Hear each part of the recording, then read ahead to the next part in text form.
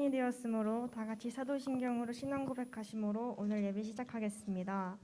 나는 전능하신 아버지 하나님 천지의 창조주를 믿습니다. 나는 그의 유일하신 아들 우리 주 예수 그리스도를 믿습니다. 그는 성령으로 잉태되어 동정녀 마리아에게서 나시고 본디오 빌라도에게 고난을 받아 십자가에 못 박혀 죽으시고 장사된 지 사흘 만에 죽은 자 가운데서 다시 살아나셨으며 하늘에 오르시어 전능하신 아버지 하나님 우편에 앉아 계시다가 거기로부터 살아있는 자와 죽은 자를 심판하러 오십니다. 나는 성령을 믿으며 거룩한 고운 교회와 성도의 교제와 죄를 용서먹는 것과 몸의 부활과 영생을 믿습니다. 아멘. 다 같이 감사함으로 찬양 드리시겠습니다.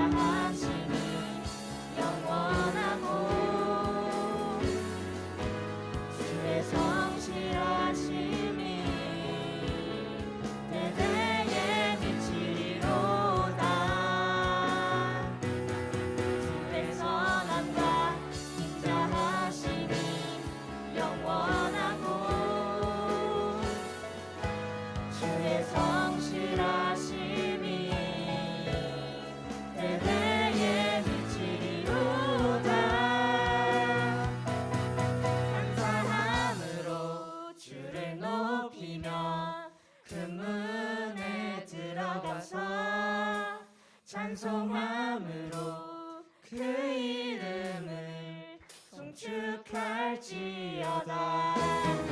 감사함으로 주를 높이며 금문에 들어가서 찬송함으로 그 이름을 송축할지어다.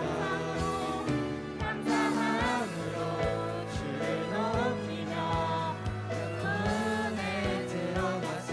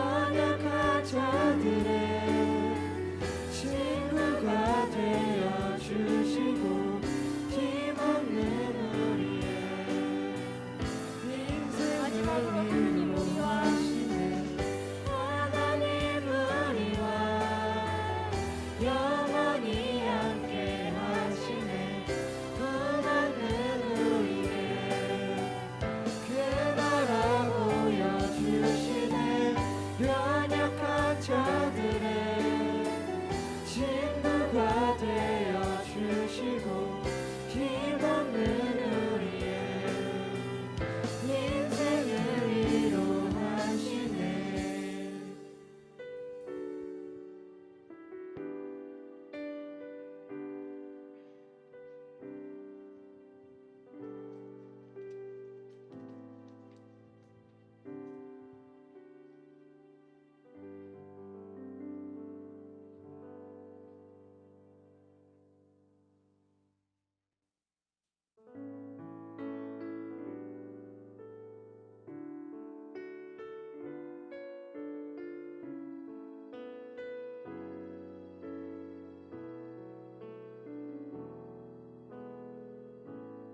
안개가 날 가리워 내 믿음 흔들리려 할 때 나 주님께 나아가네. 주님은 산 같아서 여전히 그 자리에 계셔. 눈을 들면 보이리라 날 위한 그 사랑. 주는 나의 도움이시며 주의 계획 영원하시네. 주의 위엄 앞에 믿음으로 순종해 예배드리리 영원히.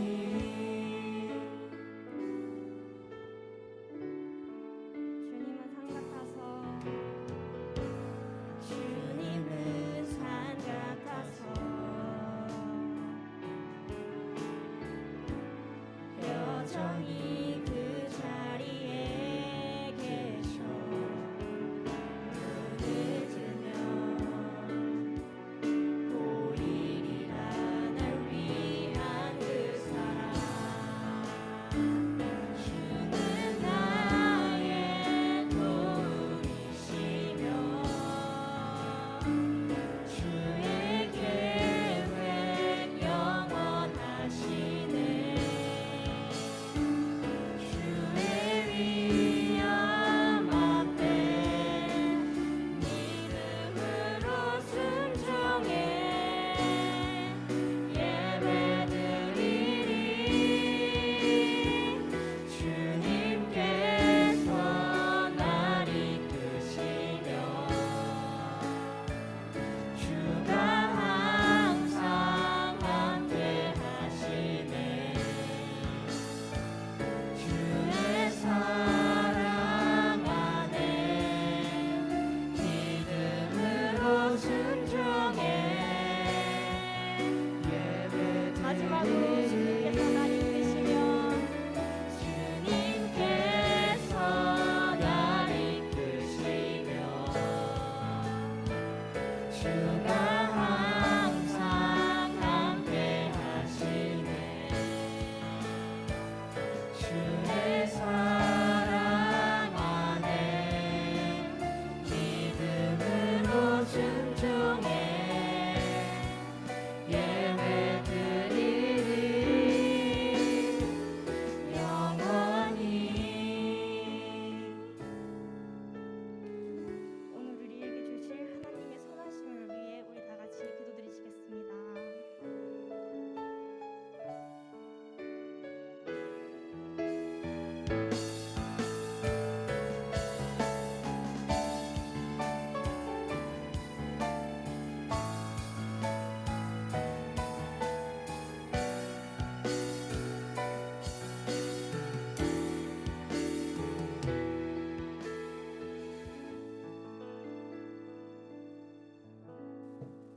하나님 아버지, 오늘도 형들, 누나들, 친구들 그리고 선생님들이 교회에 나와서 하나님께 예배드릴 수 있도록 인도해 주셔서 감사합니다.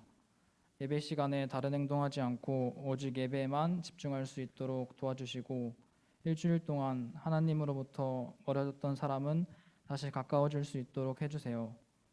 오늘도 예배에서 얻은 귀한 말씀이 우리의 말씀이 될 수 있도록 해주시고 오늘 모두가 예배를 통해 하나님의 말씀을 갖고 하나님의 뜻대로 다음 주 한 주도 건강하게 살아갈 수 있도록 해주세요.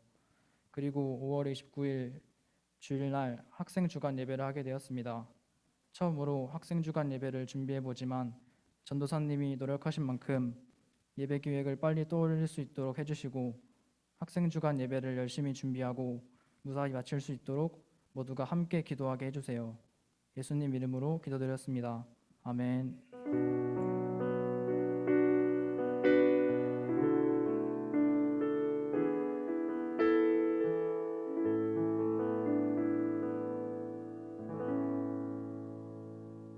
네, 오늘 같이 보실 말씀은 창세기 32장 28절에서 30절 말씀입니다. 그가 이르되 내 이름을 다시는 야곱이라 부를 것이 아니요 이스라엘이라 부를 것이니 이는 내가 하나님과 및 사람들과 겨루어 이겼음이니라.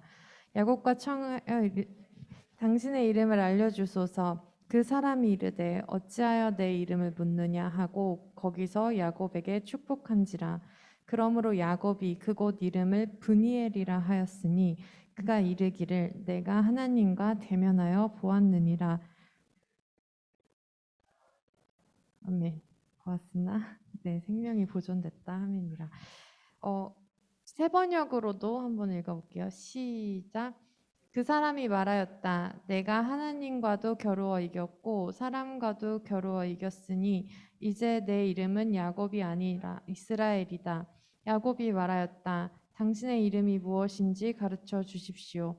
그러나 그는 어찌하여 나의 이름을 묻느냐 하면서 그 자리에서 야곱에게 축복하여 주었다. 야곱은 내가 하나님의 얼굴을 직접 뵙고도 목숨이 이렇게 붙어 있구나 하면서 그곳 이름을 브니엘이라고 하였다. 아멘. 네, 많이 읽어야 된다고 하긴 했죠. 오늘은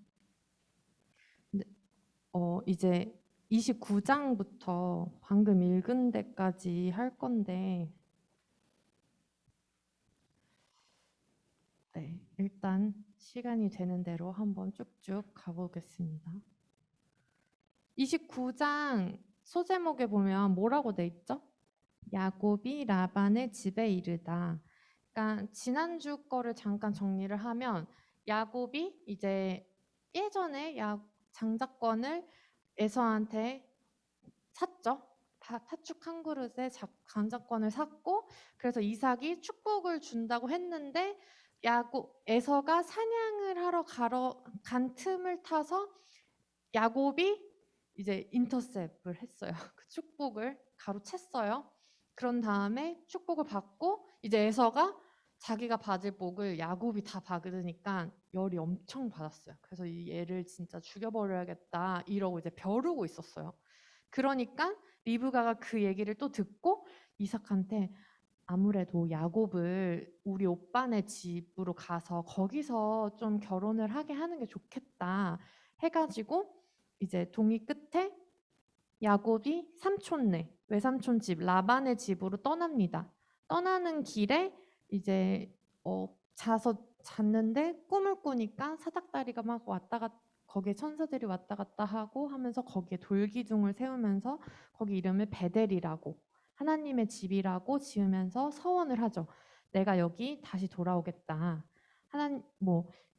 그 전에 보면 하나님이 나와 함께 계셔서 내가 가는 이 길에서 나를 지키시고 먹을 떡과 입을 옷을 주시어서 내가 평안히 아버지 집으로 돌아가게 하시면 여호와께서 나의 하나님이 되실 것이요 이 기둥으로 세운 이 돌이 하나님의 집이 될 것이다. 그러니까 그리고 하나님한테 나의 10분의 1을 다 드리겠다. 이런 서원을 하고 이제 오늘 본문이 된 거예요. 29장이 된 거예요. 그렇게 베델을 세우고 이제 라반의 집으로 갑니다. 1절부터 이제 쑥쑥쑥쑥 갈 거예요. 자, 눈으로 잘 따라오세요. 1절 보면 야곱이 이제 길을 떠났어요. 근데 거기에 우물이 있었어요. 우물에서 목자들을 만났어요. 그래서 목자들한테 물어요. 네가 당신들 어디서 왔냐 하니까 하란에서 왔다고 말을 해요. 근데 하란은 뭐냐면 여러분들 기억이 나실지 모르겠는데 11장에서 이제 아브라함의 아빠가 이제 가나안으로 가려고 식구들을 다 데리고 가나안으로 가는 길에 가나안까지 못 가고 하란에서 머물고 아브라함의 아빠는 하란에서 죽어요. 그리고 식구들은 거기에 남는데 이제 아브라함만 갈 바를 알지 못하지만 일단 하나님 부르시는 곳으로 떠난 거죠. 그러니까 아브라함과 롯을 제외한 그 아브라함의 다른 식구들은 하란에 머물러 있는 그거예요. 근데 지금 이 목자들이 하란에서 왔다고 말을 하는 거예요. 거기 엄마가 말한 외삼촌이랑 거기 식구들이 있는 쪽이 하란인데? 라고 물어서 거기서 이제 라반을 아냐고 물어보는 거예요. 그럼 당신네들 혹시 라반을 압니까? 라고 물어보니까 안다고 한 거죠. 그리고 마침 저기 뒤쪽에 그 라반의 딸 라헬이라는 사람이 이제 온다, 곧 올 거다라고 말을 해줘요. 6절이죠. 그리고 7절에 아 그러냐 막 이런 얘기하다가 당신들은 뭐 되게 스몰 토크를 막 하고 있는데 거기에 우물에 돌 같은 게 이제 덮여져 있었나 봐요. 뚜껑 같은 게 무겁겠죠. 근데 그거를 이 굴려내야 양떼에 물을 먹일 수 있다는 거를 알게 돼요. 그러던 중에 라반이 와요. 아니, 라헬이 와요. 지금 잘 따라오고 있어요? 9절에 야곱이 그들과 말하는 동안에 라헬이 그의 아버지의 양과 함께 오니 그가 그 양들을 치고 있었기 때문이다. 그래서 둘째 딸이 아빠 양을 이제 치고 물을 먹이려고 온 거죠. 여기 우물 근처로. 그러니까 야곱이 외삼촌의 양을 보고 나아가 우물 거기 돌을 같이 옮겨주고 물을 먹여주고 그 다음에 라헬한테 입맞추고 소리내서 그때 막 울기 시작합니다. 왜 우냐면 내가 지금 사실은 니네 아빠의 그런 친척이고 그리고 나는 그 아빠 동생 여동생의 아들이고 막 그러면서 내가 지금 이런 사건 때문에 저기서부터 이렇게 왔고 막 이런 거를 이제 다 얘기를 해줘요. 그리고 나서 라반의 집으로 갑니다. 그러니까 라반도 뭐 달려 나와서 반겨주고 그리고 혈육이라고 챙겨주고 막 이러면서 같이 이제 그래 여기서 잘 지내 너네 집인 것처럼 편하게 지내 이렇게 하고 있다가 한 달 반 정도 살고 있을 쯤에 이제 라반이 품삯 얘기를 꺼내요. 너가 지금 이제 우리 집에서 살잖아. 근데 지금까지는 얹혀 살면서 그냥 뭐 주는 대로 먹고 일도 좀 도와주고 이렇게 하긴 했는데 언제까지 이렇게 살 순 없으니까 이제 너가 품삯 그러니까 너가 일하는 만큼의 그거 그러니까 연봉 협상을 한 거죠. 이때 처음으로 딱 해가지고 얼마 정도 받기 원하냐, 네가 뭘 원하냐 이렇게 그냥 무상으로 여기서 지내는 것만으로도 일을 할 수가 없으니까 네가 원하는 걸 말해봐라라고 하니까 이제 어찌할까 말하고 있는데 이 라반한테는 딸이 2명이 있었어요. 언니 이름은 레아고 아우의 이름은 동생 이름은 라헬이었어요. 근데 여기 보면은 17절에 보면 레아는 시력이 약하고 라헬은 곱고 아리따우니 이렇게 라헬이 조금 곱고 아리따웠던 것 같아요. 그러니까 18절에 야곱이 라헬을 더 사랑함으로 대답하되 내가 외삼촌의 작은 딸 라헬을 위하여 외삼촌에게 7년을 섬기리이다. 지금 품삯 이런 거 협상하면서 내가 당신을 위해서 외삼촌을 위해서 7년 동안 일을 할 테니까 라헬을 내 아내로 삼을 수 있게 해달라라고 이제 협상을 한 거예요. 그러니까 알겠다고. 다른 사람들한테 시집 보내는 것보다 너한테 이렇게 너랑 같이 하는 게 더 나으니까 그렇게 하겠다. 그리고 20절에 보면 야곱이 라헬을 위하여 7년 동안 라반을 섬겼으나 그를 사랑하는 까닭에 7년을 며칠같이 여겼더라. 그러면서 이제 진짜 사랑했나 봐요. 엄청 사랑하니까 라헬이랑 이제 함께할 생각으로 막 열심히 일을 하면서도 이제 며칠 같은 시간들을 보낸 것처럼 이제 있었던 거죠. 그러고 나서 7년이 지나고 기한이 다 돼서 라반한테 가서 이제 라헬이랑 결혼을 시켜달라고 말을 합니다. 그러니까 이제 다 라반이 동네 사람들 다 모아가지고 잔치를 하고 이제 첫날 밤을 보내야 되는데 이때가 지금 뭐 전기가 있는 것도 아니고 뭐가 막 이렇게 밤이라고 환하고 막 이런 거가 아니 조명이 있는 게 아니니까 어쨌든 밤에 이제 불 꺼진 방에 이제 들어가 가지고 첫날 밤을 보내야 되는데 아침에 눈을 떠보니까 라헬이 아니라 레아였던 거예요. 그러니까 결혼 사기를 지금 당한 거죠. 네, 결혼을 한 거예요. 그러고 나서 이제 놀래가지고 아침에 놀래가지고 어떻게 된 거냐 외삼촌한테 왜 나한테 이렇게 25절 보면 아침에 보니 레아라 라반에게 이르되 외삼촌이 어찌하여 내게 이같이 행하셨나이까 내가 라헬을 위하여 외삼촌을 섬기지 않았냐 나를 왜 속였냐 지금 이게 무슨 어떻게 된 일이냐라고 하니까 라반이 진짜 뻔뻔하게 우리 지방에서는 언니보다 아우를 먼저 보내는 것은 이게 그렇게는 안 해. 이렇게 하면서 그래서 레아가 먼저 가는 게 맞으니까 레아를 먼저 결혼을 시켰다. 이렇게 해요. 그러니까 지금 야곱은 진짜 어안이 벙벙하겠죠? 엄청 배신감도 느끼고 나의 7년을 지금 이렇게 사기 결혼이 된 거니까 그러니까 이제 사실 근데 간절한 사람이 어쨌든 을이 되는 거예요. 그래서 라반이 그러면 너가 7일을 더 7일 정도 지난 다음에 내가 라헬도 줄게. 대신 라헬을 위해서 너가 7년을 다시 채워야 된다. 이렇게 얘기를 한 거예요. 억울하겠죠? 그래서 여러분 근로계약서를 잘 작성을 하셔야 됩니다. 알겠죠?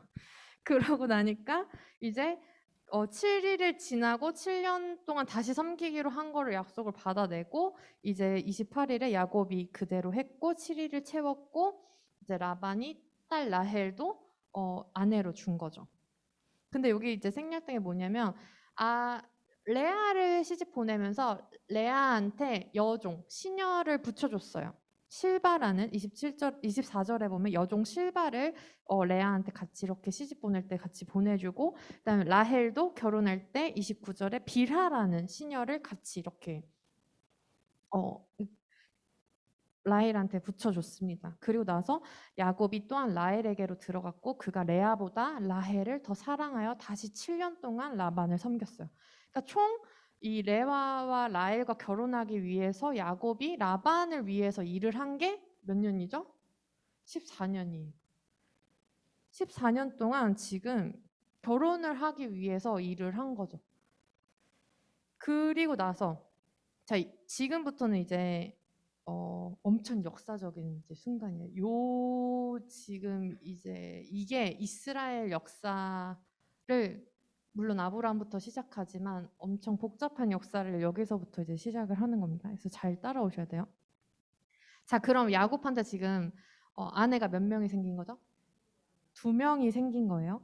근데 31절 보면 여호와께서 레아가 사랑받지 못함을 보시고 이제 그의 태를 여셨으나 라헬은 자녀가 없었어요. 그래서 레아가 먼저 임신을 합니다. 그리고 첫째 이름이 르우벤.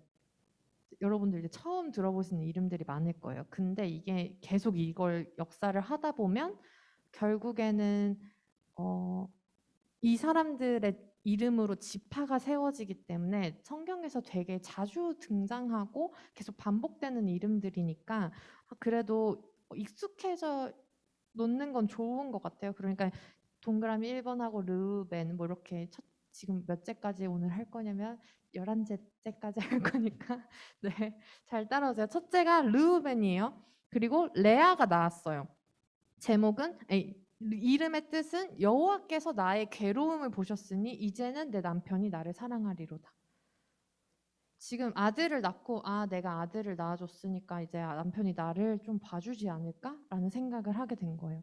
근데 그러지 않았나 봐요. 그래서 둘째를 낳고 둘째도 레아가 낳았어요. 둘째 이름은 시므온이라고 하면서 뭐라고 했냐면 여호와께서 내가 사랑받지 못함을 들으셨으므로 내게 이 아들도 주셨도다 라고 이름을 정해요. 그리고 셋째를 또 낳아요. 셋째 이름은 레위. 저 같은 경우에는 지금 요 이름들에 그걸 해놨어요. 그 초록색으로 이름들만 이렇게 딱딱딱 보이게 해놨거든요. 그래서 셋째 이름은 레위라고 하고 지금부터 이제 나와 연합하리로다. 남편이 이제 나랑 이제 내가 셋째까지 낳았으니까 나랑 연합을 하지 않을까라는 생각으로 이제 이름을 그렇게 지은 거예요. 그럼 넷째는 어떻게 됐을까요? 여러분, 셋째까지 낳는데 아무리 봐도 야곱이 레아를 사랑한 것 같진 않죠? 근데 이제 넷째 이름은 유다라고 지으면서 내가 이제는 여호와를 찬송하리로다. 이렇게 고백을 해요. 그러니까 레아의 시선이 바뀌는 걸 이 이름을 통해서 볼 수 있어요. 그동안에는 남편한테만 계속 가 있던 거예요. 아, 내가 이 아들을 낳으면 남편이 나를 더 사랑해 주지 않을까? 아, 내가 이 아들을 낳으면 남편이 나를 좀 더 나랑 연합해 주지 않을까? 막 이러면서 계속 남편이 이렇게 하다가 이제 넷째를 낳고 나서는 아, 지금 이제 내 삶에서 그게 중요한 게 아니라 내가 이제는 하나님을 찬양해야겠다라는 그런 신앙의 성장이 이 이름을 짓는 데서 조금 발견이 되는 것 같아요. 그러고 있다가 이제 30절 자연스럽게 넘어갔죠. 라헬 입장은 어떨까요? 사랑은 내가 더 많이 받아. 근데 언니는 지금 자녀를 아들을 넷이나 낳았어요. 그러니까 여기 보면은 그의 언니를 시기하여 야곱에게 이르되 내게 자식을 낳게 하라. 그렇지 않으면 내가 죽겠노라. 지금 막 배가 너무 아픈 거죠. 나한테도 빨리 나 빨리 임신 시켜줘. 막 왜 언니하고만 4명을 낳고 왜 나는 지금 이런 거야. 내가 당신 문제야. 막 이러면서 막 엄청 한 거죠. 그러니까 야곱이 라헬한테 이렇게 말해요. 그대를 임신하지 못하게 하는 건 내가 아니라 하나님이 하는 거다. 내가 어떻게 하나님을 대신하겠냐.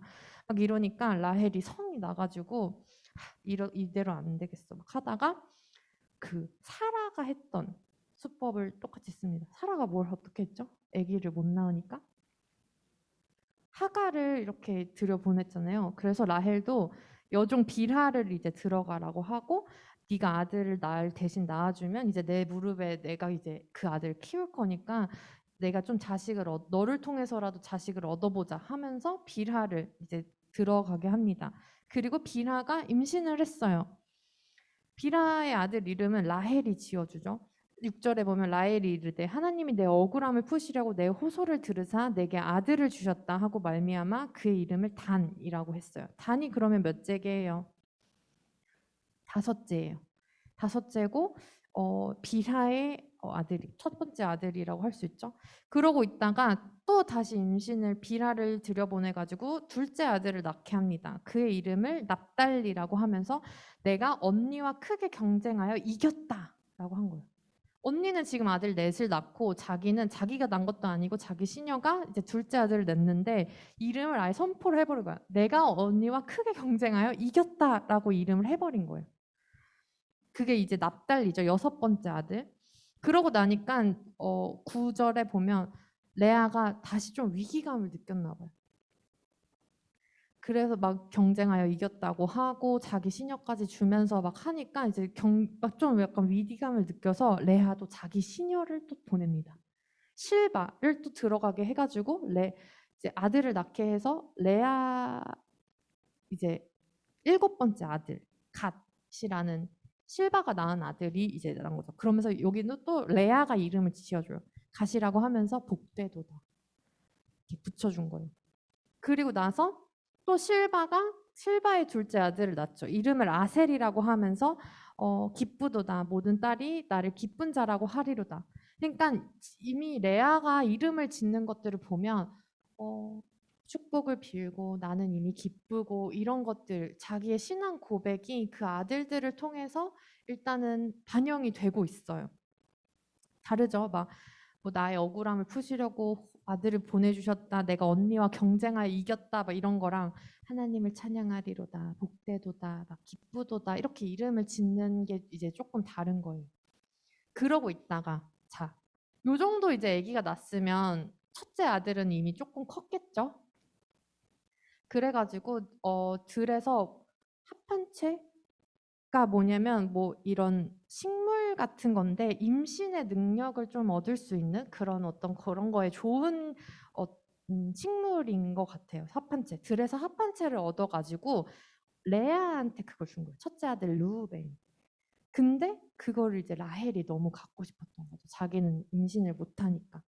그래서 그거 달라고 막 하니까 이제 15절에 레아가 라헬한테 이르되 너는 내 남편도 뺏고 합한 채도 뺏으려고 하냐. 막 그러면서 막 안 주려고 해요.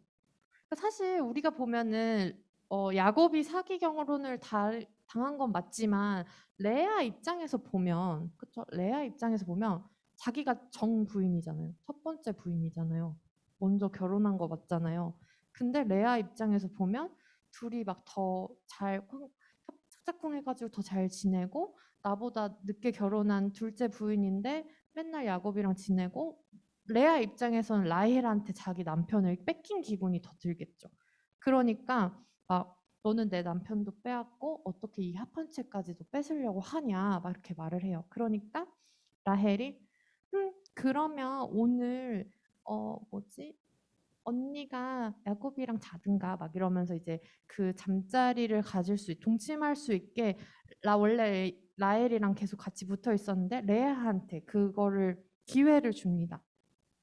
그러면서 이제 그래서 레아가 야곱이랑 오늘 같이 이렇게 밤을 보내게 됐는데 그때 17절에 보면 하나님이 레아의 소원을 들으셨으므로 그가 임신함에 다섯째 아들을 야곱에게서 낳은지라. 그러니까 이제 보면 아홉째 아들인데 레아한테는 다섯째 아들이죠. 아까 유다까지 넷째를 낳았으니까 그 이름을 이사갈이라고 하면서 뭔가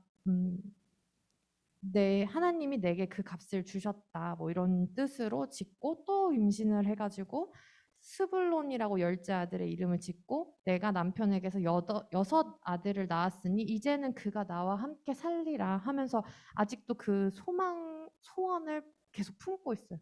야곱이랑 내가 이제 여섯 아들까지 낳았으니까 야곱이 이쯤에서는 나를 바라봐 주지 않을까라는 소원을 여기서 내비칩니다. 그리고 나서 딸도 낳아요. 디나라는 딸도 낳아요. 그러니까 지금 레아는 7명의 아이를 출산을 한 거죠. 근데 그 즈음에 이제 22절 하나님이 라헬을 생각하신지라 하나님이 그의 소원을 들으시고 그의 태를 여셨으므로 그가 임신하여 아들을 낳고 이르되 하나님이 내 부끄러움을 씻으셨다 하고 그 이름을 요셉이라 하니 여호와는 다시 다른 아들을 내게 더하시기를 원하노라 하면서 이제 라헬이 결국에는 임신을 합니다. 11번째 아들 요셉을 낳은 거죠. 그래서 여기까지는 이제 요셉이 오늘 태어난 거예요. 지금 12명이 순식간에 지금 이제 캐릭터가 12개가 이제 생긴 거예요. 여러분들이 이 이름들을 조금 잘 기억해 두시면 뒤에 계속 이제 나올 거예요. 뭐 얘가 몇째고 얘가 몇째고 뭐 이런 것까지는 모르셔도 되는데 대신 그냥 여러 아내들을 통해서 낳았고 지금 야곱이 제일 사랑했던 사람이 라헬인데 그 라헬이 낳은 아들이 누구다? 요셉이었다. 요것만 기억을 해주시면 됩니다. 그리고 나서 그 다음부터는 빨리 가볼게요. 라헬도 이제 요셉을 낳고 그러니까 이제 요셉이 이제는 아버지 집으로 고향으로 내가 가야겠다. 그 하나님이랑 약속했던 것도 있고 아빠한테 받은 복도 있으니까 결혼할 목적으로 여기 왔던 거니까 이제는 내가 좀 돌아가야겠다 이런 생각을 했어요. 그래서 라반한테 보내달라고 해요. 그러니까 라반이 안 보내준다 그래요. 이유는 뭐냐면 27절에 보면 여호와께서 너로 말미암아 내게 주신 복을 내게 준 거를 내가 알고 있다. 내가 깨달았다. 근데 그러니까 네가 나를 좀 사랑스럽게 여기거든. 그냥 그대로 있어달라.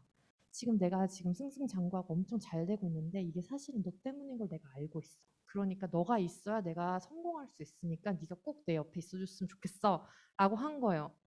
그러니까 야곱이 도대체 어떤 삶을 살았길래 이렇게 붙잡아서 너 때문에 내가 복을 받는 거를 이 사람이 깨닫지? 그러니까 여러분들이 이런 삶도 한번 생각해 보셨으면 좋겠어요. 나로 말미암아서 하나님이 너가 복이 되게 할지라고 하셨거든요. 그러면 그 복이 가는 곳마다 이 복을 약간 흘리고 다니는 거죠. 그게 다른 사람들이 볼 때도 느껴지는 거예요. 그런 삶 여러분도 소망하셨으면 좋겠어요. 내가 가는 곳마다 복을 받고 내가 만나는 사람마다 좋은 기운을 얻고 너를 만나면 뭔가 모르게 기분이 좋아져. 너를 만나면 내가 진짜 용기를 얻고 희망을 봐. 이런 삶. 한번 그런 삶을 꿈꿔보고 평생을 그런 사람으로 사는 것도 되게 멋있는 일인 것 같아요. 근데 우리가 그런 생각을 해본 적이 별로 없죠. 그러니까 여러분들이 오늘부터 이런 다른 사람들이 너는 정말 하나님이 너랑 함께 하신 것 같아. 그래서 너랑 함께 있으면 내가 마음이 편해지고 너랑 같이 일하니까 되게 잘 되네. 이제 이런 삶을 그리스도인들은 살아야 된다고 생각해요. 그리고 어디 갈 때마다 너 하나님 믿는다고 하더니 달라도 진짜 다르네. 이제 이런 얘기를 듣고 살아야 되지 않겠어요? 어쨌든 그래서 못 가게 해요. 결국에 그래서 연봉 협상을 다시 합니다. 근데 이제 29절에 보면은 29절에 보면 어떻게 섬겼는지 내가 삼촌도 잘 알지 않냐. 내가 진짜 지금 14년을 엄청 막 이렇게 일한 거 삼촌도 알지 않냐. 근데 내가 삼촌을 위해서만 일했지 나를 위해서 일하진 못하지 않았냐. 나는 언제 내 집을 세우냐. 당신을 위해서 계속 이렇게 일을 해주면 약간 이렇게 말을 해요. 그러니까 라반이 그럼 뭘 원하냐. 네가 진짜 원하는 게 뭐냐? 어디 가지는 못하고 너가 뭘 달라고 하면 일단 줘볼게. 말이라도 해봐. 그러니까 야곱이 내 걸로 삼을 수 있는 거, 내 소유가 될 수 있는 거. 그러니까 당신의 소유를 이렇게 번성하게 해주는 거 말고 내 거를 좀 할 수 있게 떼어주면 내가 삼촌 것도 내가 다 일도 하고 내가 내 것도 따로 그건 내가 내 시간 따로 내서 할 테니까 삼촌 일은 일대로 할 거니까 내 거를 좀 떼달라 이렇게 얘기를 해요. 그러면서 야곱이 제안한 게 뭐냐면 아롱진 거 그리고 막 이렇게 좀 약간 얼룩진 거 그리고 점이 있는 거 그리고 검은 양 아롱진 양 점이 있는 양 검은 양 요거를 내 걸로 달라라고 말해요. 그리고 점이 있는 염소 아롱진 염소 그것만 내 걸로 하겠다. 그러니까 라반이 이렇게 쓱 보니까 별로 그런 것도 별로 없어 보이고 다 매끈하게 희고 막 하니까 그래 알겠다 라고 말을 했어요. 그러니까 그리고 야곱이 딱 말해요. 내가 만약에 내 소유들을 삼촌이 딱 봤을 때 거기 막 흰 게 있어. 점도 없는데 내가 막 가지고 왔어. 그럼 그런 거 구분하기 쉬우니까 나중에 판단하기도 좋지 않겠냐. 그럼 내가 어쨌든 요것들만 이거는 딱 구분이 확실하잖아요. 소유가. 그러니까 그렇게 하겠다. 그런 게 아닌데 내 소유에 있으면 그 내가 도둑질을 한 거니까 나중에 품삯 조사할 때 당신이 하기도 쉬울 거다. 이렇게 하니까 라반이 그러라고 해요. 그리고 나서 이제 아롱진 거, 점 있는 거, 검은 거 이런 거를 다 떼어다가 아들들한테 이제 아들이 되게 많잖아요. 아들들한테 이제 너네가 이거 우리 소유니까 너네가 잘 키워 이렇게 하면서 떼어놓고 야곱은 남아서 남겨진 이제 라반의 소유들을 잘 키웁니다.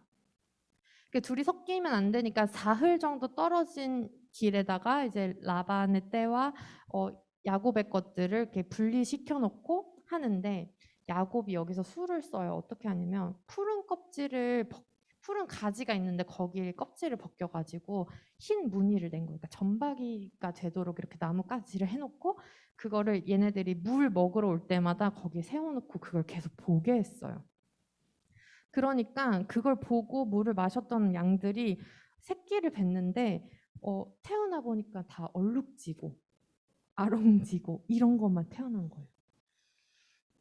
그리고 나서 양들을 또 다시 구분을 했죠. 아롱진 거 태어나면 이렇게 하고 이게 되는구나 하고 이제 좀 튼튼해 보이는 거는 또 그걸 보여줘요. 근데 막 힘도 없고 막 해롱해롱 거리는 거는 그냥 냅둬요. 그래서 걔네들이 또 새끼를 배서 나오면 튼튼한 것만 이거 보여줬으니까 또 얘네들은 아롱지고 점 있는 거를 태어나게 하고 얘네들은 계속 그냥 힘 없는 상태에서 또 힘 없는 새끼를 낳고 이렇게 된 거예요. 이런 걸로 해서 튼튼한 것만 야곱 거는 다 튼튼하고 그리고 이런 식으로 엄청 번창하게 된 거죠.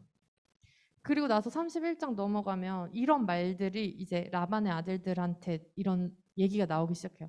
야곱이 우리 아버지 소유를 다 빼앗고 우리 아버지 소유로 모든 재물을 모았다. 막 이런 이제 소문이 돌기 시작한 거를 이제 야곱이 들은 거예요.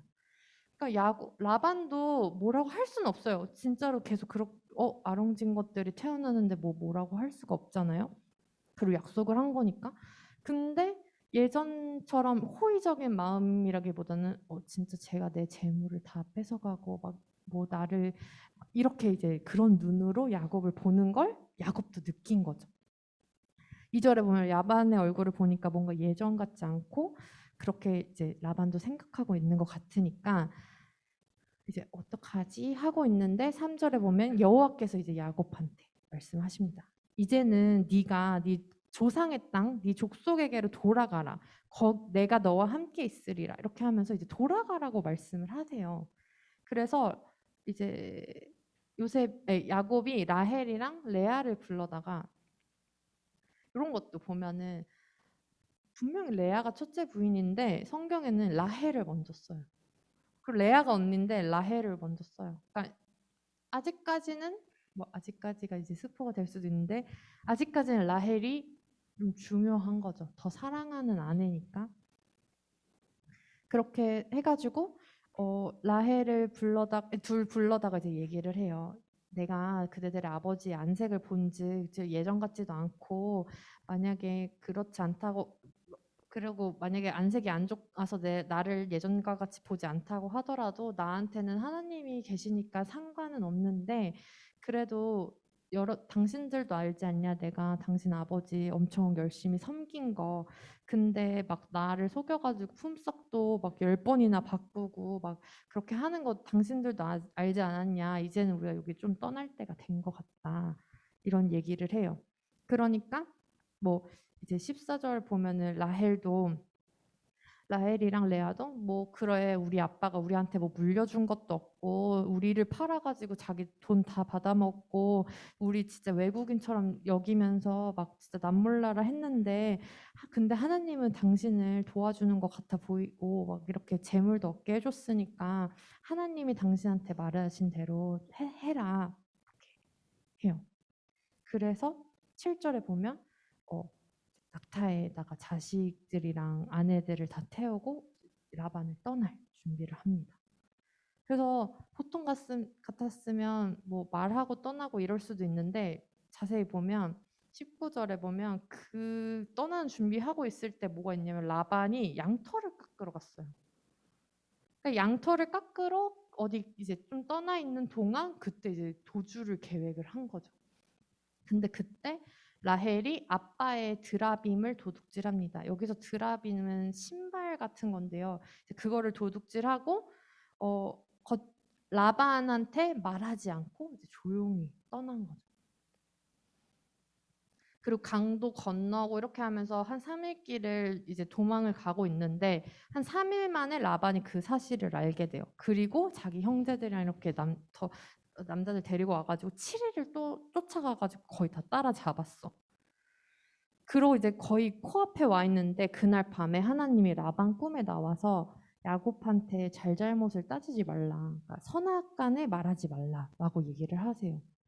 선악간에 말하지 말라는 게 뭐냐면 이건 선한 거고 이건 악한 거고 이건 네가 잘못한 거고 이건 내가 잘한 거고 막 이러면서 이런 어떤 선악을 판단하는 거 그런 거를 하지 말라고 말씀하신 거예요.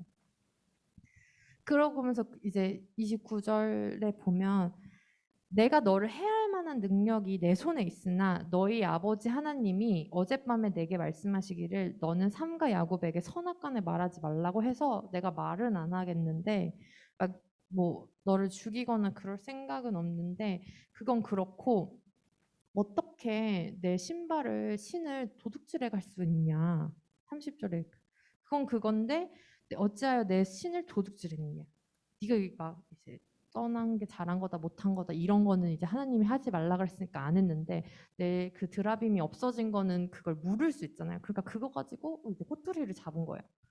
그러니까 이제 야곱도 억울한 거죠. 내가 그냥 도주한 거는 삼촌이 이제 삼촌들 딸이니까 억지로 빼앗으려고 그러면 솔직히 얼마든지 빼앗을 수 있지 않냐. 그래서 그게 두려워가지고 했는데 내가 삼촌 신발은 그거 훔쳐간 적 없다. 그래서 여기 이런 게 나와요. 우리 형제들 앞에서 무엇이든지 삼촌의 것이 발견되거든 외삼촌에게로 가져가소서 하니 야곱은 라헬이 그걸 도둑질한 걸 몰랐던 거야. 그러니까 딱 그냥 아예 선언을 해버려. 난 당신 거 훔치지 않았다. 만약에 내가 훔쳤다고 하면 그게 뭐든 다 당신한테 줄 테니까 당신 걸로 삼을 테니까 얼마든지 찾아봐라. 나는 그렇게 뭐 마음에 캥기는 거 하나도 없다. 이렇게 해버린 거예요. 그러니까 이제 라반이 거기 샅샅이 다 뒤지고 레아의 장막에도 들어갔다가 라헬의 장막에도 들어갔는데 이거 누가 훔쳤어요? 라헬이 훔쳤잖아요. 라헬이 어떻게 했냐면 낙타 그 안장에다가 그걸 숨겨놓고 거기 앉아가지고 이제 제가 생리 중이어가지고 지금 움직이지를 못하고 이거 내가 그냥 연기하는 것 같지? 그거 아니에요. 저기 어딨냐? 어디? 생리라는 단어가 나와요. 35절에 보면 라헬이 그의 아버지에게 이르되 마침 생리가 있어 일어나서 영접할 수 없사오니 내 주는 노하지 마소서 하니라. 그래서 라반이 그걸 찾다가 결국 찾지 못하고 그냥 간 거죠. 그래서 야곱이 노하면서 라반을 책망했어요. 거봐 없지 않냐. 지금 무슨 죄가 있다고 이렇게까지 급격하게 막 추격하고 그러냐. 그러니까 라헬이 그런지 모르고 적반하장을 한 거죠. 그러면서 막 그동안에 쌓였던 걸 막 다 말을 해요. 막 내가 지금 20년 동안 외삼촌이랑 함께 했고 그동안 여기 41절에 보면 내가 외삼촌 집에 있는 이 20년 동안 외삼촌은 두 딸을 위하여 14년, 외삼촌의 양떼를 위하여 6년 외삼촌에게 봉사하였다. 외삼촌이 그동안 나한테 품삯을 10번이나 바꿨고 뭐 이렇게 하면서 했는데 내가 하나님 때문에 버텼지 진짜 힘든 시간이었다. 뭐 이런 것들 얘기해요. 그러고 결국에는 둘이 이제 44절에 보면 나와 네가 언약을 맺고 그것으로 너와 나 사이의 증거를 삼으면서 우리 이제 서로 해치지 않기로 이렇게 동맹을 맺자. 거기 이름을 뭐 라반은 여갈 사하두다라고 하고 야곱은 갈렛이라고 불렀는데 그거는 별로 안 중요하고 49절에 여기 이름을 또 미스바라고 했대요. 근데 이 말이 우리가 서로 떠나 있을 때 여호와께서 나와 너 사이를 살피시옵소서라는 뜻을 갖는 미스바. 그래서 뭐 가끔 가다 보면 카페 이름이 미스바일 때도 있고 저 다니던 장로의 신학교 대학에는 그 광장 이름이 미스바여가지고 그냥 미스바에서 만나 막 이렇게 하는데 거기가 이제 하나님께서 너와 나 사이를 살피소서라는 뜻이에요. 그렇게 해가지고 55절에 보면 결국에는 라반이 아침 손자들과 딸한테 입 맞추고 축복하고 그러고 이제 돌아갑니다. 사이를 다시 좋게 하고 갑니다. 자, 이제 대망의 32장. 자, 이제 문제는 요건데 이제 라반은 해결이 됐어요. 그리고 이제 자기네 집으로 가기만 하면 돼. 근데 야곱 안에는 아직 해결되지 않은 뭔가가 있어. 이게 뭘까? 여기 소제목을 보면 야곱이 에서 만날 준비를 하다. 여러분 어때요? 지금 야곱이 에서 만날 준비하는 게 마음이 어떨 것 같아요? 편하겠어요? 아싸, 나 이제 우리 고향 간다. 우리 집 간다. 이러겠어요? 거기 가면 형이 있는데 진짜 형이 지금 분노가 풀렸을까? 진짜 나 아직도 막 죽여버린다고 하면 어떡하지? 나 진짜 죽는 거 아니야? 이런 마음이 있었겠다. 그래가지고 이제 야곱이 그게 너무 불안하니까 어떻게 하냐면 사람들 하나님의 사자들을 만나는데 이제 에서가 화나 있을지도 모르니까 그 사람들을 에서한테 먼저 보내요. 그래서 에서한테 가서 야곱이 이제 올 건데 야곱이 은혜를 얻길 원한다더라. 이런 걸 좀 전해줄 수 있냐 하니까 이제 그 사람들이 가서 그걸 전해요. 그리고 다시 와서 전해주는데 뭐라고 하냐면 에서가 사람 400명을 거느리고 지금 오고 있다고 전한 거예요. 그 7절에 보면 야곱이 심히 두렵고 답답해서 자기와 함께 온 가축이랑 이런 걸 두 때로 이제 나눠요. 그리고 한때는 이제 먼저 보내면서 에서가 그걸 치면 다른 한때는 피할 수 있게 이 전략적으로 이제 두 때를 나눈 거죠. 그러고 나서 13절에 보면 한편으로는 에서의 선물도 이제 따로 골라 놉니다. 어느 정도냐면 이게 저는 야곱이 가지고 있는 두려움을 표현해 준다고 생각하는데 암염소 200마리, 수염소 20마리, 암양 200마리, 순양 20마리, 젖이 나는 낙타 30마리, 암소 40마리, 황소 10마리, 암나귀 20마리, 새끼나귀 10마리를 이제 에서한테 줄 선물로 이제 해놓은 거예요. 그러면서 이제 종들한테 이거 선물 가지고 너네가 먼저 가 있어. 그러면서 이제 이것들도 다 이제 이렇게 좀 무리를 나눴거든요. 방금 이거 너무 많으니까. 그래서 이거 먼저 가지고 건너가 있어서 에서가 너네 누구냐 하면은 이거 야곱 건데 이거 다 당신한테 주는 예물이고 야곱도 뒤에서 따라오고 있다라고 말해달라고 해요. 그리고 나서 그 다음 무리도 또 가서 하면 이거 당신한테 주는 예물인데 야곱도 저 뒤에서 따라하고 있어요. 이렇게 말해달라. 그리고 나서 또 이거를 계속 몇 대를 나눠가지고 에서한테 예물을 먼저 보내면서 다 전략을 한 거예요. 20절에 보면 에서가 그렇게 해가지고 감정이 좀 풀어지면 내가 그때 대면을 하고 싶다. 그러면 그때는 좀 나를 받아주지 않을까? 그래서 예물은 앞서 보내고 두 아내와 두 여종이랑 11아들도 다 이제 거기 야복나루를 건너게 하고 소유들도 다 건너가게 한 다음에 24절에 보면 자기 혼자 아직 안 건너가고 남아있어요. 지금 이 야곱이 느끼는 두려움의 정도가 그래도 형인데 뭐 이 정도까지 해야 돼? 근데 지금 20년이라는 세월 동안 에서에 대한 마음이 뭐 트라우마로 남아있을 수 있고 엄청난 두려움으로 증폭됐을 수 있고 이제 소통이 되지 않은 사이에서 계속해서 그 에서가 엄청난 두려움으로 자리를 잡고 있었던 상황인 거죠. 그게 어느 정도인지 이렇게까지 해야 돼? 그렇게까지 해도 두려운 상황이 지금 야곱인 거예요. 그러니까 요 정도 할 정도면 지금 야곱이 가지고 있는 그 두려움의 크기가 어느 정도인지 대충이라도 여러분들이 일단 상상을 하셨으면 좋겠어요. 그리고 나서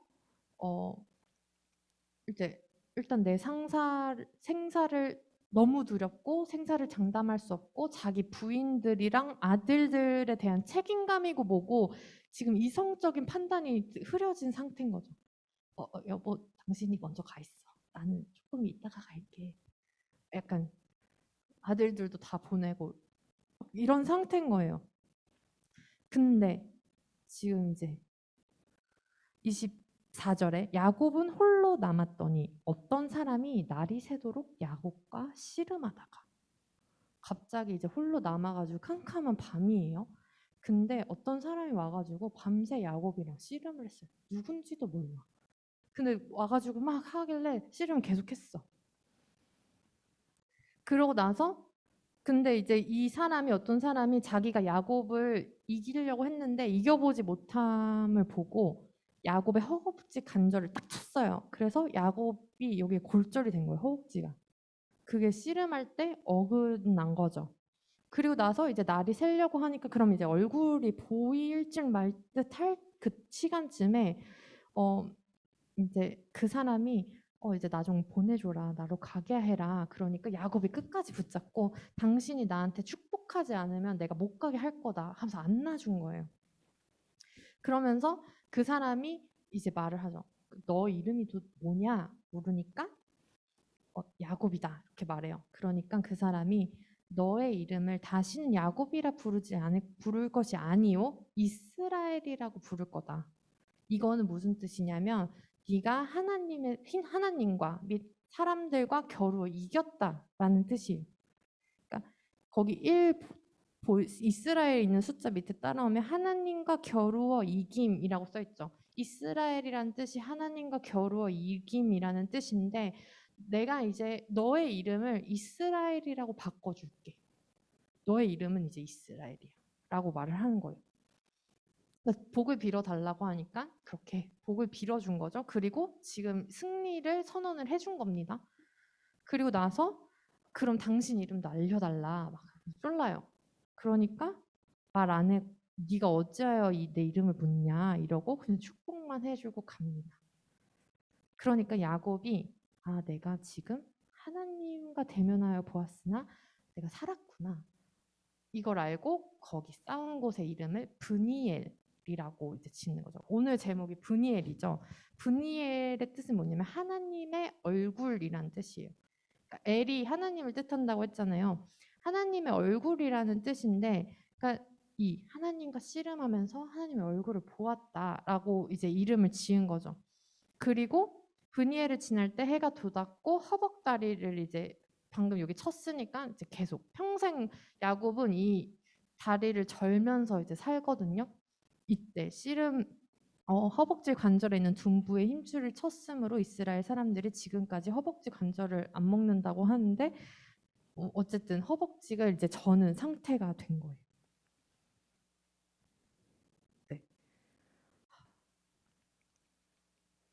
브니엘 두렵고 앞이 막막한 상황에 만난 하나님의 얼굴.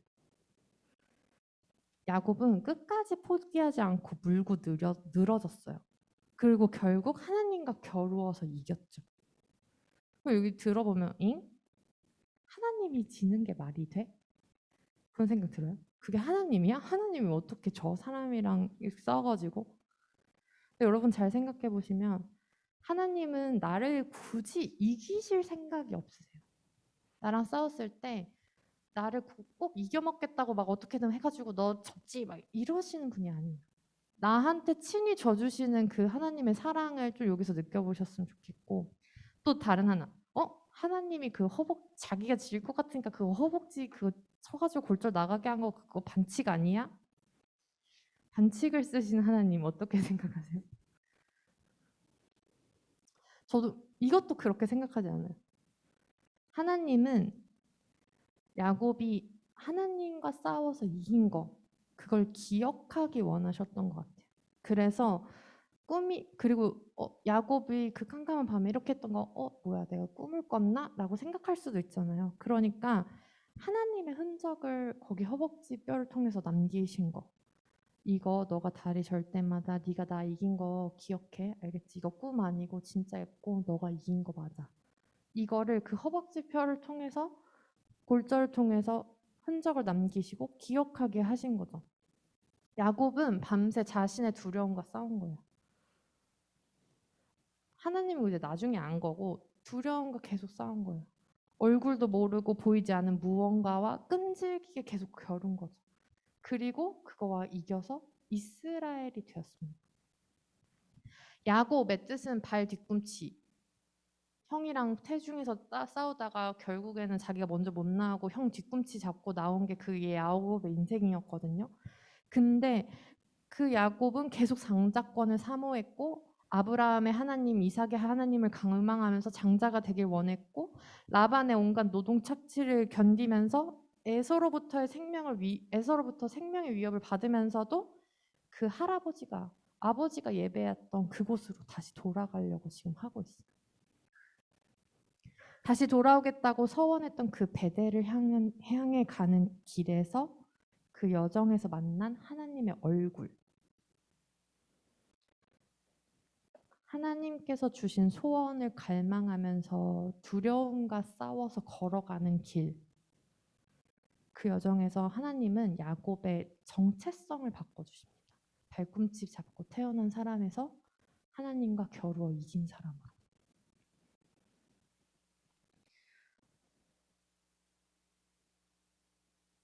야곱은 그걸 끈질기게 구했고 끝까지 싸웠어요. 거기가 브니엘이에요. 내 두려움과 소망을 다 가지고 하나님 앞에 갔을 때 승리자로 나의 정체성을 바꿔주신 것. 우리도 그런 경험, 어떤 문제, 내 두려움, 어떤 소원, 소망 그거 가지고 하나님이랑 한번 씨름해봤으면 좋겠어요. 이 문제 가지고 하나님 내가 두렵습니다. 내가 이렇습니다. 하나님 이거 응답해 주세요. 어떻게 좀 해주세요. 막 이런 그 과정들, 그 과정에서 하나님의 얼굴을 보고 결국 하나님이 너가 이겼다 라고 하시는 그 음성을 여러분들이 들으시길 바랍니다. 그 하나님의 얼굴을, 브니엘을 만나는 사건이 여러분, 저에게 있기를 원합니다. 주님은 산 같아서 찬양하실 때 여전히 그 자리에서 하나님의 얼굴을 보여주기 원하시는, 너가 날 찾기만 하면 내가 싸울 때 너한테 져줄 수 있어 라고 말하시는 그 하나님을 느끼셨으면 좋겠습니다.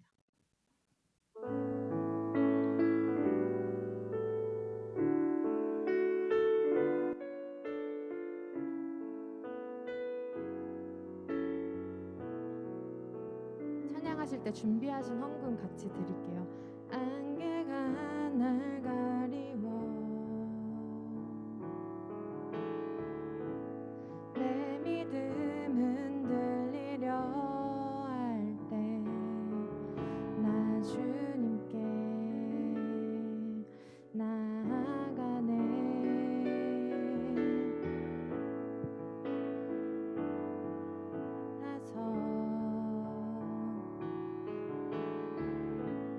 여전히 그 자리에 계셔 눈을 들면 보이리라 날 위한 그 사랑. 주는 나의 도움이시며 주의 계획 영원하시네. 주의 위엄 앞에 믿음으로 순종해 예배드리리. 주님께서 날 이끄시며 주가 항상 함께 하시네. 주의 사랑 안에 믿음으로 순종해 예배드리리 영원히.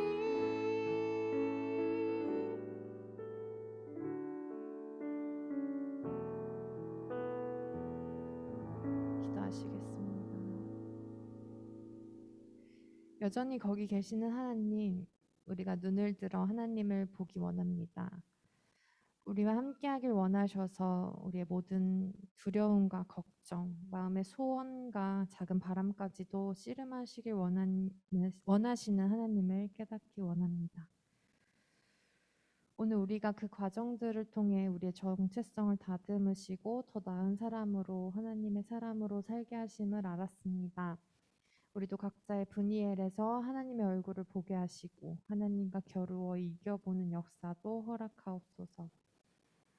우리의 삶에 하나님의 흔적들이 남아있길 원합니다. 주님을 기억하게 하시고 항상 함께 하심을 느끼게 하옵소서. 이 모든 시간, 모든 말씀 감사드리며 눈을 들면 보이시는 우리 주 예수 그리스도의 이름으로 기도합니다. 아멘. 하늘에 계신 우리 아버지, 아버지의 이름을 거룩하게 하시며 아버지의 나라가 오게 하시며 아버지의 뜻이 하늘에서와 같이 땅에서도 이루어지게 하소서. 오늘 우리에게 일용할 양식을 주시고 우리가 우리에게 잘못한 사람을 용서해 준 것 같이 우리 죄를 용서하여 주시고 우리를 시험에 빠지지 않게 하시고 악에서 구하소서. 나라와 권능과 영광이 영원히 아버지의 것입니다. 아멘. 다 같이 일어나셔서 아름답게 하리라 찬양하시겠습니다.